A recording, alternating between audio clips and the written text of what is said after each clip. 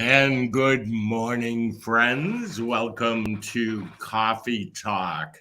We are all about dance and dance education, and Coffee Talk is brought to you by the International Dance Entrepreneurs Association, also known as IDEA. You can learn more about us at ideadance.org. For those of you who are watching, let us know in the comments where you're from, what's exciting in your life. Feel free to ask us questions as the program is going on. Okay, this is my co-host. Welcome, Laura. Hi, Bree. Good morning. How are you? Excellent.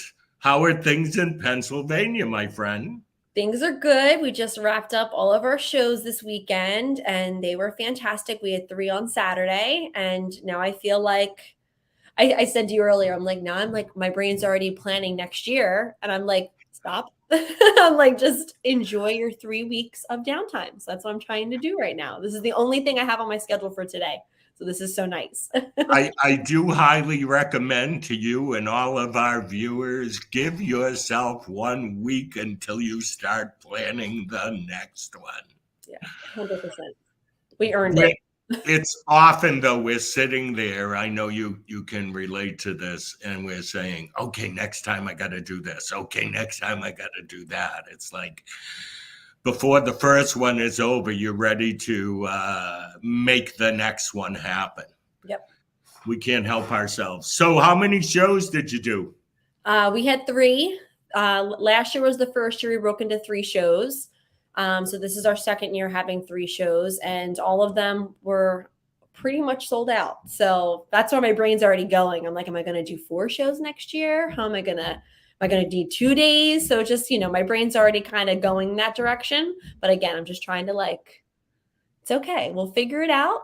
But it was great. All 3 shows were fantastic. Everyone, as they were leaving, they were like, best shows yet, Laura. They were awesome. So, I love to hear that. And I love to hear the people who have gone to other shows and they say how much they enjoyed mine. And so I really appreciate that. How long are your shows? So one thing that we changed with COVID is back to shorter shows. I personally really like that. Our first show was a lot of 8 and unders. And then, so that was an hour. The next show was about an hour and a half that had some intermediate company level kids and still beginners and babies. And that was an hour and a half. And then our third show, about an hour and 40. And that was all my senior dancers, intermediate dancers. And again, lots of littles and babies, because we have a pretty large 5 and under program. So I kind of spread them out throughout all 3 shows. So that really helps with ticket sales too. Do you incorporate some of the older or competitive dancers in those shows? Yes? I do, yeah. So my senior dancers actually perform in all 3 shows. They do 2 of their numbers in the first, 2 of their numbers in the second. And then the last show I say is really their show. So they have all of their routines, all their company routines, or ballet, point, acro, all of the extras, everything's in that show. Excellent. Yeah. I just returned from a family reunion in Orange Beach, Alabama. Spent 5 days, no business, no, 6 days, no business, no work, just hanging with family. Good time. Fantastic. Oh, I'm sure you feel totally, hopefully how I'll feel at the end of the week, just in a good mindset and refreshed. The catch when you do that is when that Monday comes, when it's time to return, you feel ooh, but you're in such a good mood that you get through the ooh. Or is it, oh, which one is it, Ray? You're ooh, you're excited. I can do this. I can do this. Hey, good morning to Erin Ray out there. Nice to see you. Erin had her shows this weekend too. I hope they went well. Awesome. Okay, so our guests today are Anna Maria, and Asley Litwin, Mhm. Anna Maria has been running her studio, or has turned over her studio to Asley, but Anna Marie launched the studio 71 years ago. Incredible. And a lot of history there. And she's passed it on to Asley, and we're going to have some really interesting conversations. Stay tuned, everybody. We will be back after this.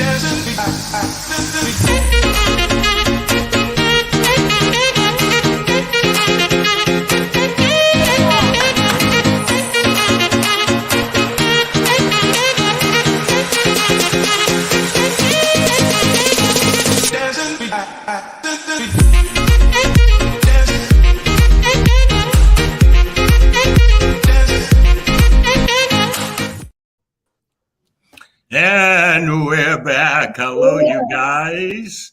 Hello. Good morning. Welcome. Anna Marie, I want to start with you, my friend.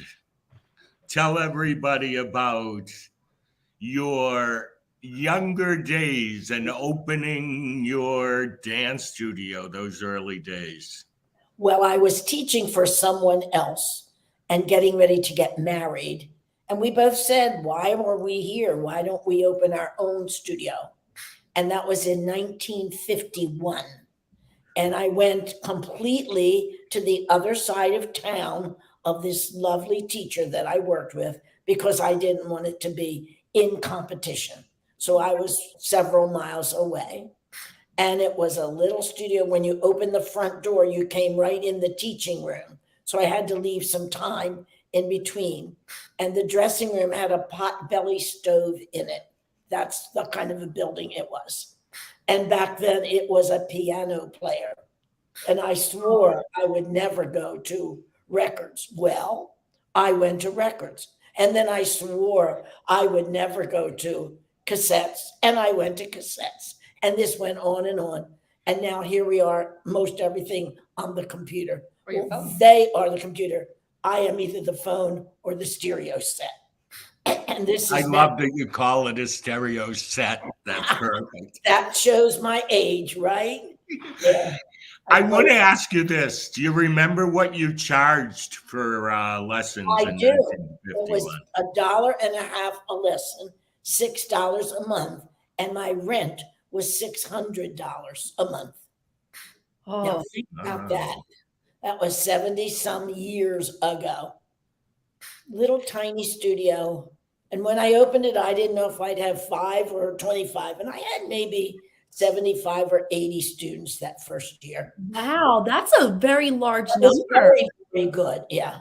Yeah, that's incredible. I feel like that's like, I mean, like you're saying, maybe 2025, I feel like is a solid first year. But man, that's incredible. Your first season having such a large number. Wow. In your class, you had ballet, tap, and acro. And then there was a separate class for baton twirling. So those were my Ooh.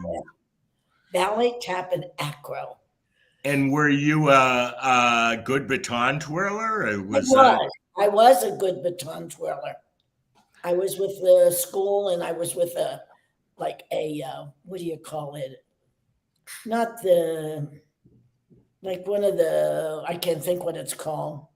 Not the army, but one of the people that marched in the parades with them. Oh, okay. And one time they needed a filler for the line, and they took my husband, who was not musical, put a uniform on him and put a trumpet in his hands, and he marched the whole time with a trumpet in his hands, never played a note because he couldn't. But he marched with that band. That's a team player right there. He Yeah, wasn't. there you go. He wasn't team player, yeah.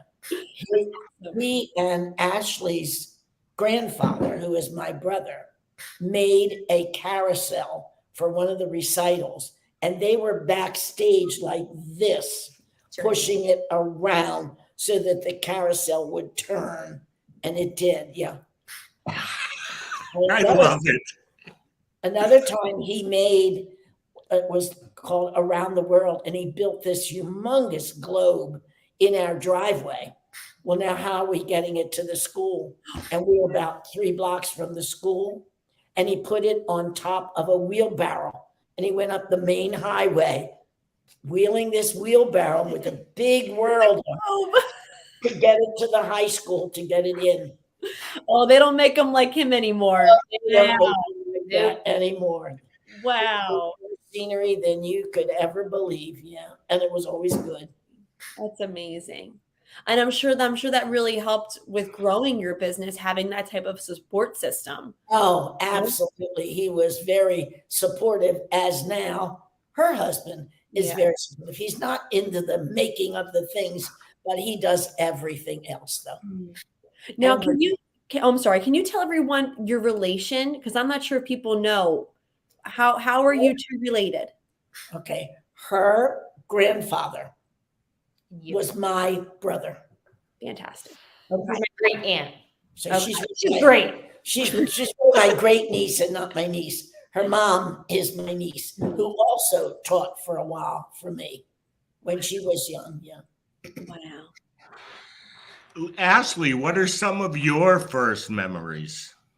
I mean, I just feel at the time it wasn't anything special. I was like every other 3-year-old, just like, trucking along, going to dancing school. Didn't think I would. I always hoped as I grew up, like, I think it's very rare that kids can say when you're little, like, I've always wanted to be a dance teacher. I always wanted to, own a studio, and then it actually happens. So it was it's awesome to take over her business. So it's, meaningful because it's where I grew up, it's our family, it's kind of everything. And we can still instill those same values and goals that she started. And, we just keep them moving on. So my early memories are probably no different than any other little kids dancing. This one always makes you earn your spot here, family or not. And you have to. She put together a very professional program, and there were no handouts, certainly not to anyone who shared blood with her. So you have to definitely, she always treated everyone equal. Everyone got the fair play, and you have to earn your keep. So. But Anne Marie, I'm sure that you had to do that. I feel like that because I have my best friend's children at my studio and my cousin's children at my studio. And I think about that. I want them to make sure that everyone is being treated equally. And I'm sure that it does affect your business, like you want to make sure that precedent is there. I had to learn from a mom when my daughter Bonnie was little, and I would pick out Susie and Mary and you're good. And she came to me, she said, do you realize you never pick your own child Bonnie out? And she's really, really good. And I had to learn that from, I really should spot my children as well. Wow. So I learned from that if your children are good, you bring them out, whether they're yours or not. Right. And then there was Sonny that we never had to bring out because he was automatically there. And Sonny is your son. Sonny is my son, and he works here for Asley with us. We all teach at Miss Ashley's studio, which we still call the Anna Marie Dance Studio. And he also teaches vocal lessons. Yep. Okay, here are some names for you. You remember Blaisha? Absolutely. I'm friends on Facebook with her. Yep. And you tell us a little bit about your dance caravan days, my friend. Wow. Well, before that, it was NADA. I don't know if you remember that. Oh, yes, I do. And wait. National Association of Dance and Affiliated Artists, of which I was a national vice president back then. And I think the president was Mr. Berg, Bergh, out of California. So that was the first year of dancing as NADA, of conventions. Then we met Mr. Stone, and for a short period, he called it Dance Olympics. Well, you couldn't do that because of the Olympics. So we had to change it to Dance Olympus. And then after that, it changed to, well, the competition became Dance America.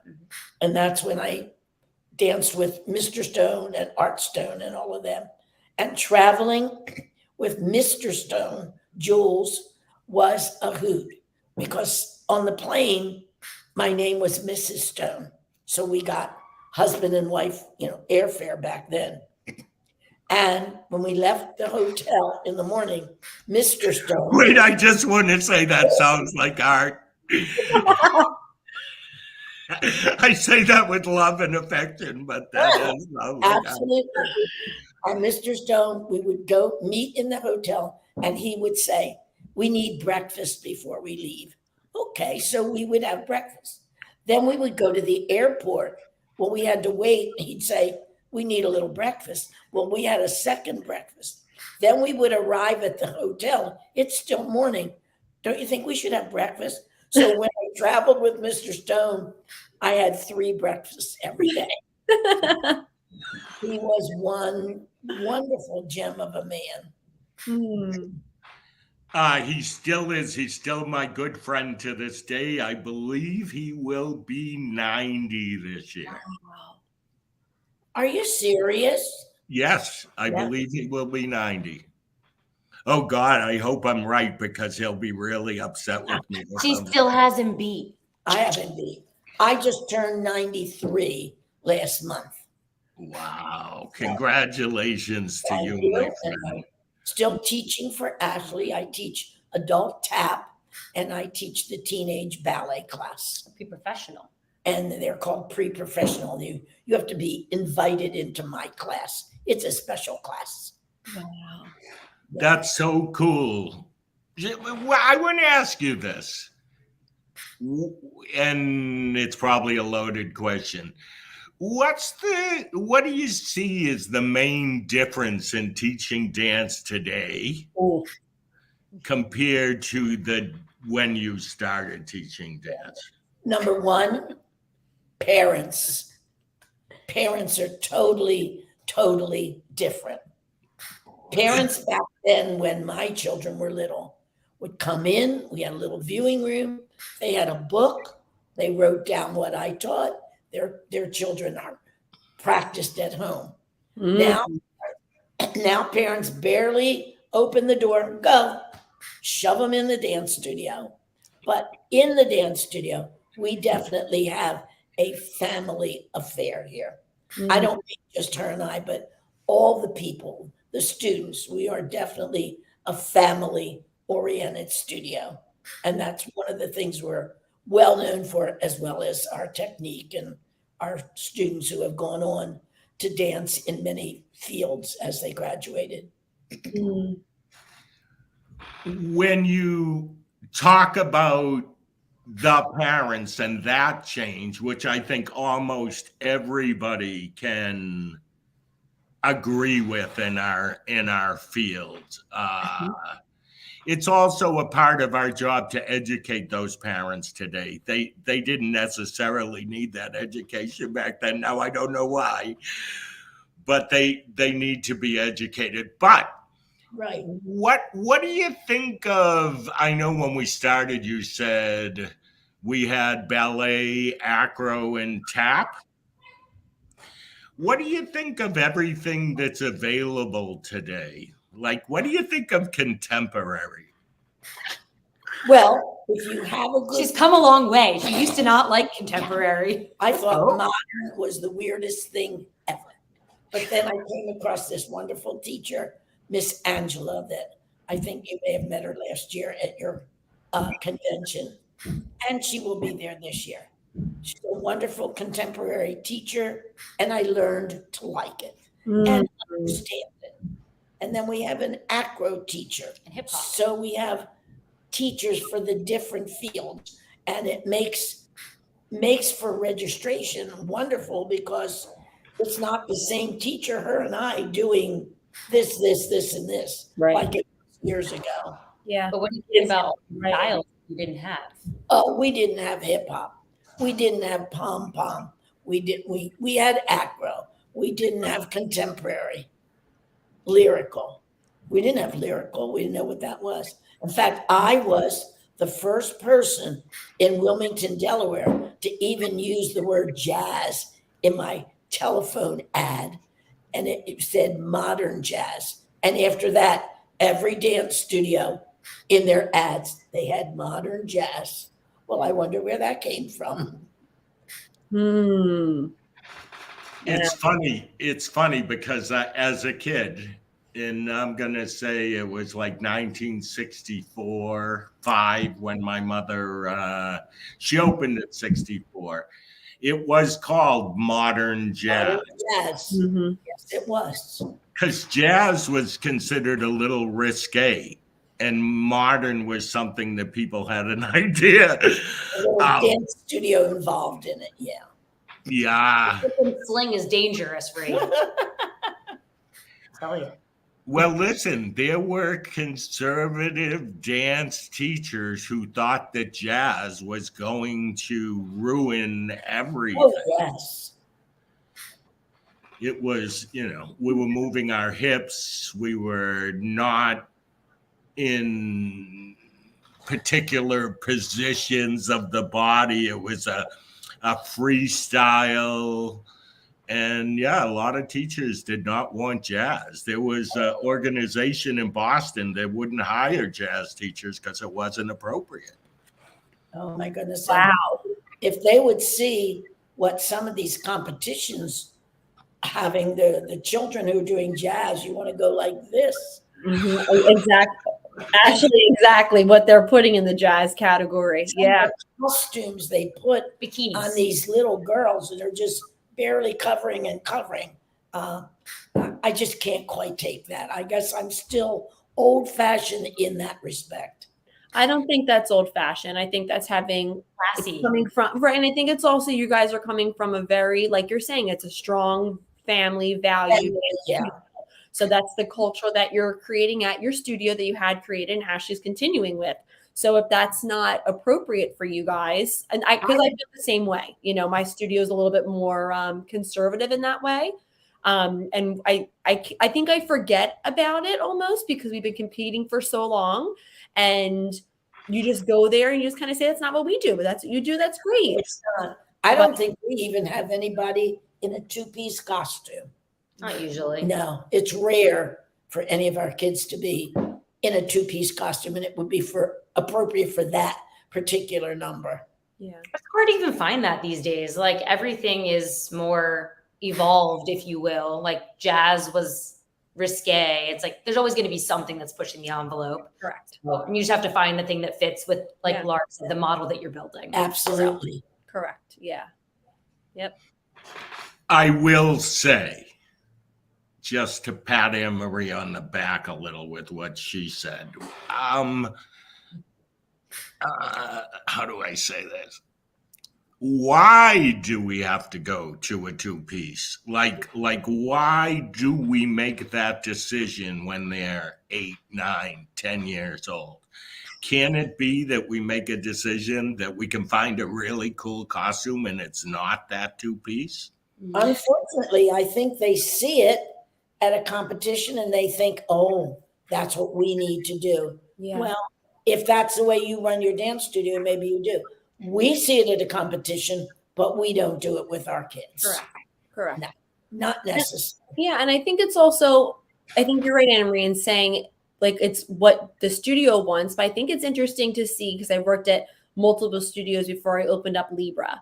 And what I saw at all these different studios were all different types of parents because every studio I feel like had particular types of parents that fit with the culture. And at the one studio I worked, I remember I choreographed a little 9-year-old's jazz solo. And I was picking out costume options for her. And I pulled out the book and I said, this is kind of the vibe I'm going for. And I remember her mom looked at me and she said, she has a 6-pack abs and we're going to show that off. Oh, And I was like, I was young. I was like 20 and I was like, I'll go back to the drawing board because it's my not your studio and it's this. I would like to show off her pirouette, her technique. Yeah, I think if I was the owner, that would have been my response. But with being the choreographer, I was like, let me just talk to Miss So-and-so, the owner. We'll kind of go back to the drawing board and but I literally, I said to her, like, I was shocked. She goes, oh no, that's what they want here. And I'm like, there's nothing wrong with that. But it was just very like, I was like, oh, okay. Like, I was like, she's 9. I'm like, wow, okay. I was like, I didn't realize that, you know? And I was also new to the competition world too. So that was a very like whiplashing moment just in general, because I've only done competition for like a year at that point. So that was really like, oh, okay. This is how we have several teachers you know? do different competition numbers for Asley and her competition group. And each one has their own style, Right. But all of them are still family oriented. Nothing is inappropriate. No costume is inappropriate. No steps are inappropriate, Mm-hmm. which is why she comes home with all these trophies. Mm-hmm. But one of the nicest trophies that Asley gets, or not acceptance, is the studio. How good the kids behaved at the convention. Mm-hmm. They were like picked as the ideal studio, or they got Kindness, the Spirit sportsmanship, Award. technique. Yeah. Those awards mean so much more Yep. than just because you did 5 pirouettes. Mm-hmm. Okay, I want to take us change the subject a little. Asley, what are some of the pressures of carrying on a 71? I don't give enough time for that today. There's of carrying on, I said this earlier, a 71-year legacy. It is tough for so many reasons, and it's a blessing for so many more. It's amazing because I didn't have the hardships that Alara went through trying to create your brand from the ground up. You know, those were some perks that were just handed to me that I had to just keep up with and maintain and run with. So that is a huge blessing. The reputation that she built in the community and the name that I was able to then just take and build my own, those are blessings. Yeah. I think it's hard sometimes to live up to the standards of a business that was in existence for 60 years. I remember the very first year we took it over, we didn't tell anyone until I had been owning it for 9 to 10 months, because we wanted to show that no one knew. Nothing's going to change. You don't have to be scared that this, 20 something girl is coming in and going to revamp something that everyone had come accustomed to. So just kind of carrying on and holding up that legacy. I think it comes with a big burden to just always make sure that she's proud of the product we're putting out. And I know she always gives me her blessing, but, I wouldn't be where I am today with not the foundation that she had. And so I always want to just make sure we've honored that and made her proud. And then just managing a business that encompasses your family comes with its own set of struggles, because there are certain things I like to do that are different. Like she did everything on ledger books. I like a computer. So like there are just certain things that were hard for everyone to adjust. But I think, we're almost 12 years into this journey together. And I think we've kind of settled in our ways. But it definitely comes with both sides of the coin that make it easy and make it hard. Can I just say that is brilliant that you guys kept it under wraps, that you made this transaction and this transition, that you were the owner, you let the studio just run.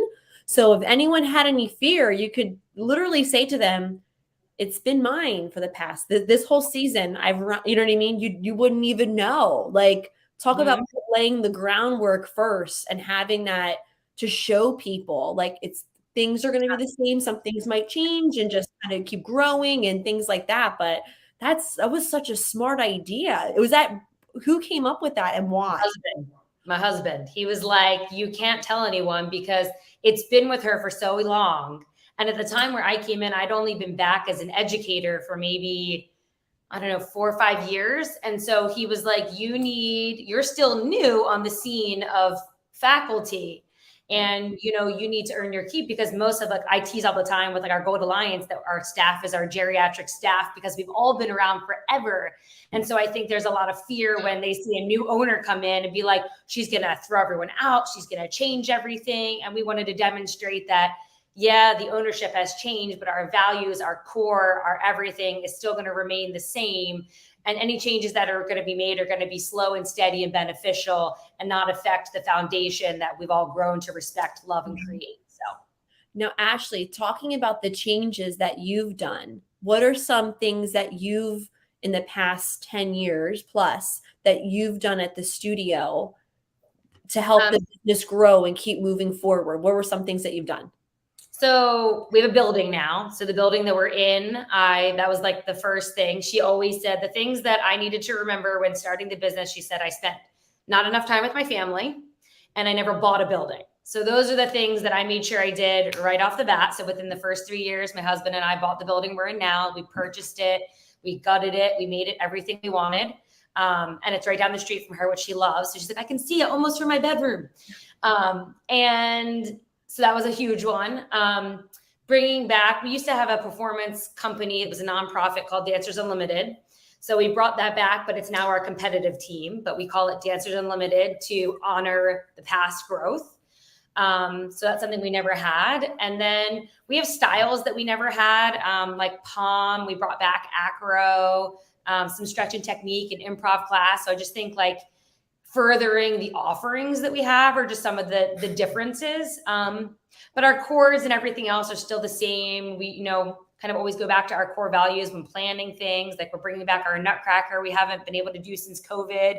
And it's the same nutcracker it was, way back when. So there's certain things that we keep to kind of balance out the good and the old. I also think we have practically no one that's a young, teenage 20-year-old teacher. Mm-mm. We're all adults, fully adults who have been in the business, either in the show business or teaching business. And I think that is quite an asset to this building and to this studio, whereby some studios, you hit the 12th grade, now you can teach so-and-so and so-and-so. We don't have young teachers. Including myself. I was not allowed to do that. She was like, when I graduated and I wanted to go teach, she was like, you should somewhere else. Yeah. Go do that. And she did. I did. And she did for a little while. And then she came back. Uh-huh. But you know what, Anne-Marie, I have to say, I agree with you. I think I don't like bringing in teachers who are fresh. I don't. Unless they're going to co-teach with me and you're going to be in the classroom with me. That's something that I did do this year. But even that teacher, she's mid-20s. She's not just fresh out of school. She does have some teaching experience. Yeah. But, my classes, how I run my babies or how I run my babies. And we have a strong program. And I want to keep those babies because, as you guys know, that's our future. Yeah, that's the future. And I want to make sure that they come into class excited and they leave happy. So when I brought this teacher on, I said, if you want to teach my babies eventually, you need to do a year of co-teaching with me. And we actually loved co-teaching together so much on Saturdays. We're doing it again in the fall. Like I thought I was going to take myself off the schedule and have Saturdays off, but I'm like, I still love it. I still like having the babies. And it was very nice saying, hey, I'm going to go competition this weekend. You got class? Yep, I'm there. She's on the schedule anyway, so I really appreciate the perks of that. But she also now is going to teach some baby classes during the week. But I feel so confident because she was with me for 30 plus classes throughout the year. That's, to me, that was worth every single penny paying that teacher to be in that classroom with me, because now she knows our way, As Jules Stone would say, that's your bread and butter. Absolutely. That's your bread and butter. Mm-hmm. Absolutely. Yep, absolutely.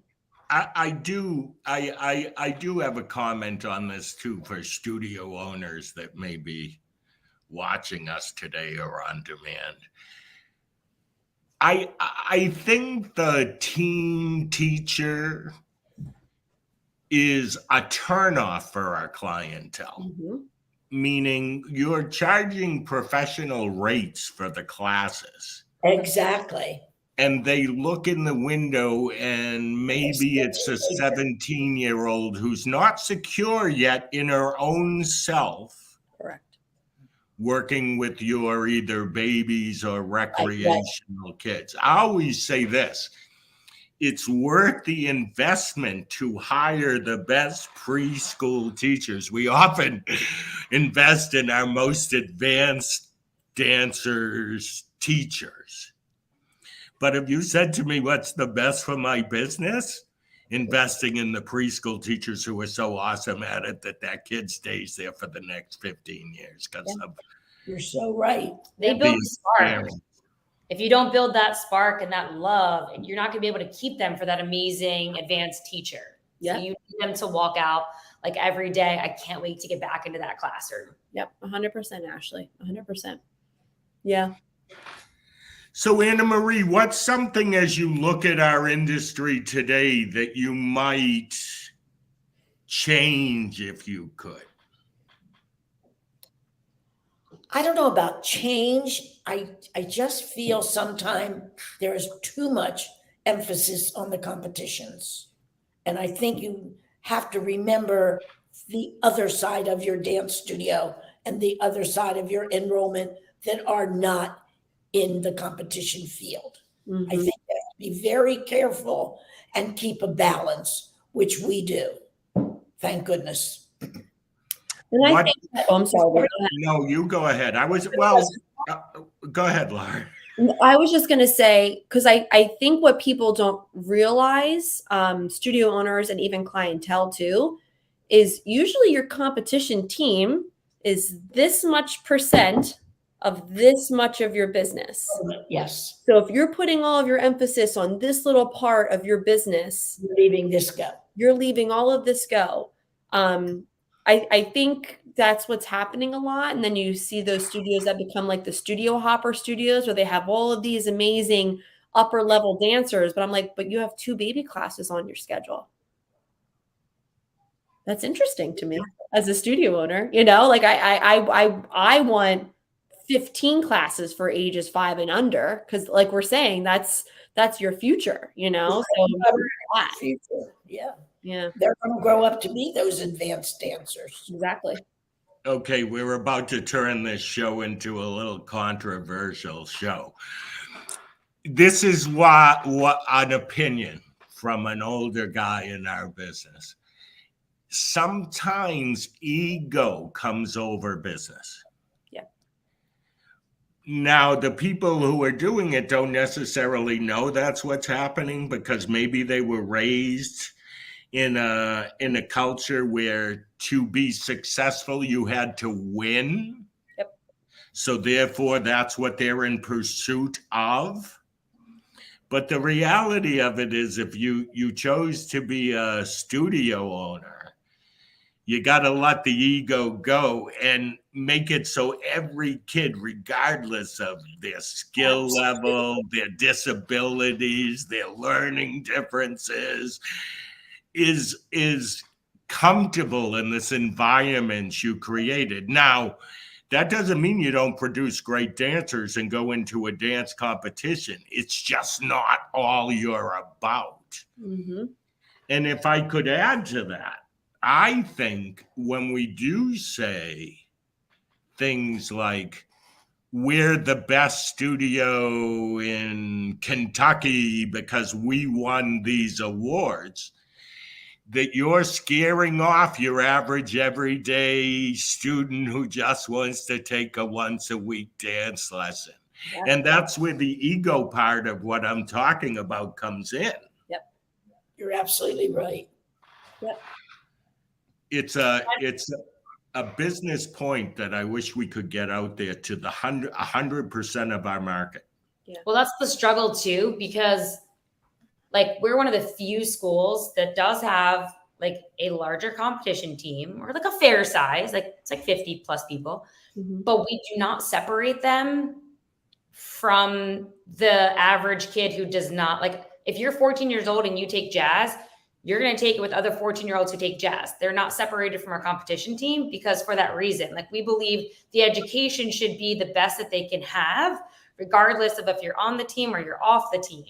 And so like, that's a struggle to balance because then you get like the kid who only wants to take jazz in that class. So that's like the ownership. That's like a struggle to navigate for the kids, but we don't like, I know some schools have a very competitive model and there's nothing wrong with that. It's just not our model. And so that's what does separate us, not necessarily the better, it's just different. We do that kind of path. I think it's important to say that you maybe don't do competition for lots of reasons. Maybe it's financial, maybe it's time, lots of reasons, but I still think you deserve the best education that the Anna Marie Dance Studio can offer you. Right. So it's hard to balance, but important, really important. Got a lot of people reacting to your comment about everybody taking and getting the same training. Mm-hmm. Yeah. It's hard because we're noticing this year where now our competition team is like going on 12, well, actually more than, because I started the competition team when I wasn't the owner. I just asked her if I could start this up with her blessing. And so that's probably been going on for like 15 years. And it's getting to that hard place where the young ones who started off, they really are kind of far and away better than the average kid their age. And so I am starting to find that hard place. Yeah. And that's like my goal for this year, is to find out how do I accommodate that kid without sacrificing the model that I feel really, really passionate about that we offer. So that's kind of the place I am right now, and kind of trying to navigate that. I would love to hear once you figure out how you're going to navigate that, because we just wrapped up season 12 at Libra. And I want to say like 5 seasons ago is when I switched it.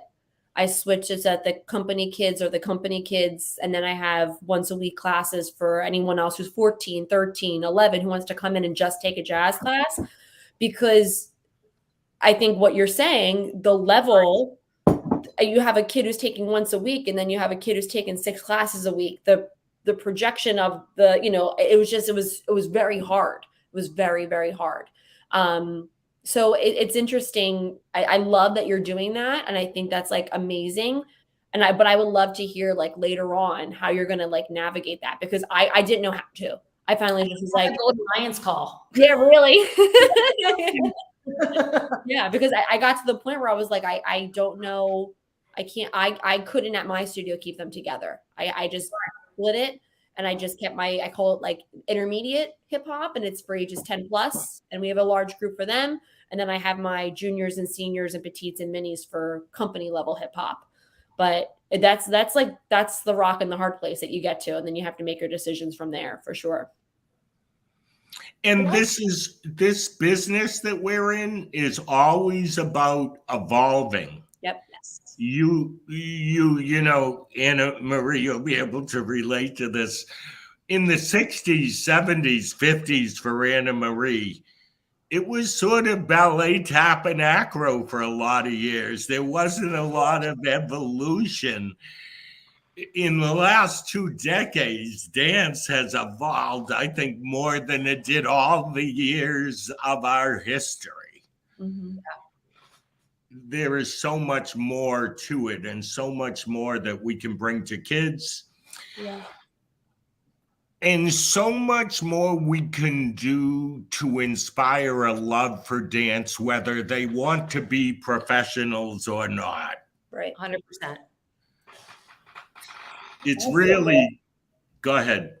I feel very fortunate, or we do, that we have like a jazz fusion class. We have musical theater. We have improv. We have so many other classes that are not plie and tendu and shuffle ball change.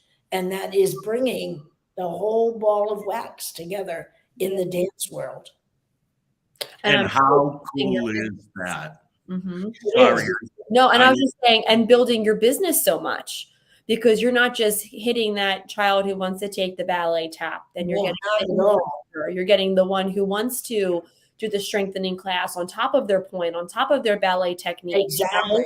That's how your business is going to grow and blossom. Yeah, when she has a stretch and tech class, the place is mobbed. I mean, there's hardly any room to stretch your leg, because they want that stretch and tech. The same way with musical theater, improv, contemporary, jazz fusion, things that we never had when I was started teaching. Yeah. No, I'm like, is hip hop really that new? I don't feel very old. And so pom. like, it's not Now we have pom. We never had that. Mm-hmm. Yeah, I got hip hop my senior year at my studio, and I remember, because I grew up in Philly, so I feel like I was in the dance hip hop scene and clubs and stuff. And I remember being in the studio, I'm like, this is not hip hop, but this is okay. I'm like, this is the studio hip hop. And then I got to college and I was like, and we had Dwayne Holland, who was in the Rennie Harris Pure Movement Company for years. I'm like, this is hip hop. Okay, Dwayne, let's go. I'm like, all right, now we're good. But they didn't know. Studio owners up there, she didn't know what hip hop was. She thought she had a good instructor and rolled with it. But yeah, once I got to college, that's when I was like, oh, this is hip hop. Okay, now I get it. I got one for you too that I find interesting.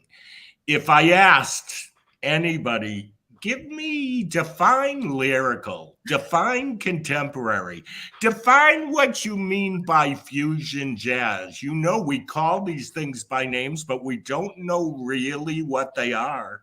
The only thing I say about lyrical is you're doing your movements to the lyrics of the song. That makes sense. If the song is saying my heart goes to you and the movement is, then that's a lyrical. But a competition, you just get a nice aerial. Exactly. Says my heart. Or a clutch. and they kip off your head, and that's lyrical. Right. Yep. Let's hold that leg up forever. But we had a class, we had like modern, and we all. I just got a hot flash. When we had modern, so our contemporary teacher, she came from a Martha Graham background, did modern. We had a modern class. We did it for like 3 years. The enrollment was like 1 class, 5 kids, terrible. So then So You Think You Can Dance comes out. And I'm like, Ange, we just got to call it contemporary because you're doing the same thing, but it's loaded. Literally same instructor, same curriculum. We call it contemporary. 3 levels, classes are full. And it's just like, it's the modern class. I don't understand. It's the same thing. But whatever sells, Use right? the word, yeah. Call it what they want to hear and teach the education. It's fine. Mm-hmm. So Very true. cool. Okay, as we wind this down, first I'll start with you, Asley. Share some words of wisdom for studio owners, maybe studio owners who are involved in a family legacy. Get someone who's not family involved, because it takes away we had a third party come in to navigate because she had her wish list. I had what I could literally afford. And then the actual chips fell somewhere in the middle. But having a third party took some of the emotion out of it for both of us. So that was helpful. And then I just think for anybody who's starting up, whether you're taking over or young, you just need to be open. I think you need to be open to hearing critiques, open to your way is not always the best way. I'm a very stubborn human. Thank you, my dad. And so for me, I almost take it personal when someone dings my idea or thought, and it's not a personal thing, it's a business thing. And luckily for me, I have a really great husband who always plays devil's advocate. So I had to get used to that really quickly because he's always challenging me to be better. Even if he agrees with me, he's going to pretend he doesn't. And it's made me more open. And, is open for her too, keeping her still in the business. She had to be open that she might look at something and be like, what are you doing? But at the end of the day, she's got to be like, that's on you now. And it worked. So we both had a lot of learning to do. I would say those first 3 to 5 years were a lot more challenging than it ever is now. I don't think about it anymore. No, I don't think either of us. But I think in the beginning it was a lot tougher because you also want to any change you make, you're like, oh my God, what is she going to think? Is this okay? And what are the families going to think? And is it going to work? And I just think everybody has to be open. So that'd be my big thing. So Anna Marie, with your 70 some years teaching experience, studio ownership, what are some words of wisdom you'd share with our also studio owners and teachers? First of all, you have to love all those children. And I know teachers who teach and they don't love all those children. They'll say, oh, I hate the 4-year-olds or I don't like the teenagers. I like them all. I'm not really good at teaching the little ones, only because they don't want to see an old lady. They want to see someone young like Asley for those little ones. The teenagers, they're fine. But you have to have somebody that's really open to all the ages when you hire your teachers. Some may just specialize in the 3 and 4-year-olds. And some may specialize in just jazz or whatever.